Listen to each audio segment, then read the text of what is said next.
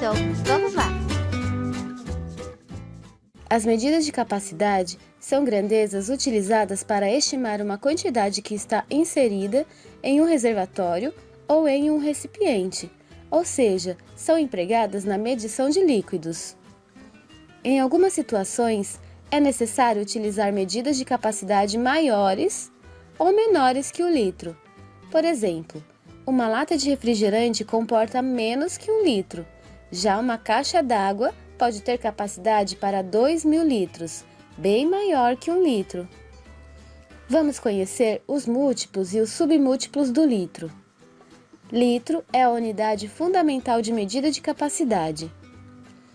Os múltiplos são utilizados quando há quantidades maiores que o litro. O decalitro é 10 vezes maior que o litro. O hectolitro é 100 vezes maior que o litro. E o quilolitro é 1000 vezes maior que o litro. Já os submúltiplos são utilizados quando há quantidades menores que o litro. O decilitro é o litro dividido em 10 partes.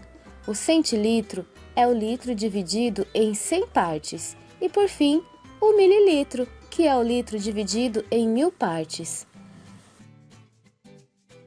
Para fazer a leitura desses números, lemos primeiro a parte inteira e a seguir a parte decimal acompanhada do nome da última ordem indicada. Por exemplo, lemos primeiro a parte inteira. A parte inteira tem 3 algarismos, mas a ordem que lemos é sempre a última. E depois temos que ler a parte decimal. Aqui, a parte decimal também tem 3 algarismos, mas fazemos a leitura da última ordem. Então fica assim, 123 litros e 234 mililitros. Outro exemplo, 12 decalitros e 35 decilitros. 6 hectolitros e 47 litros. Convertendo as medidas de capacidade. Podemos utilizar essa tabela para converter as medidas de capacidade. Por exemplo, quero converter 12 hectolitros em decilitros. Como o número 12 não apresenta uma vírgula, por ser um número inteiro, devemos acrescentá-la sempre ao lado direito do último algarismo, ou seja, ela sempre fica ao lado da unidade. Então, deslocamos a vírgula que estava na casa dos hectolitros lá para a casa dos decilitros. E nas casas que ficaram vazias, completamos com zeros. Pronto, a conversão está feita. 12 hectolitros é o mesmo que 12.000 decilitros. Agora vamos converter 3 litros e 153 mililitros em centilitros. A vírgula que estava na casa do litro vai lá para a casa do centilitro. Então, 3 litros e 153 mililitros é o mesmo que 315 centilitros e 3 mililitros. E por último, quero converter 45 mililitros em litros. A vírgula que está na casa dos mililitros vai lá para a casa dos litros. E nas casas que ficaram vazias, completamos com zeros.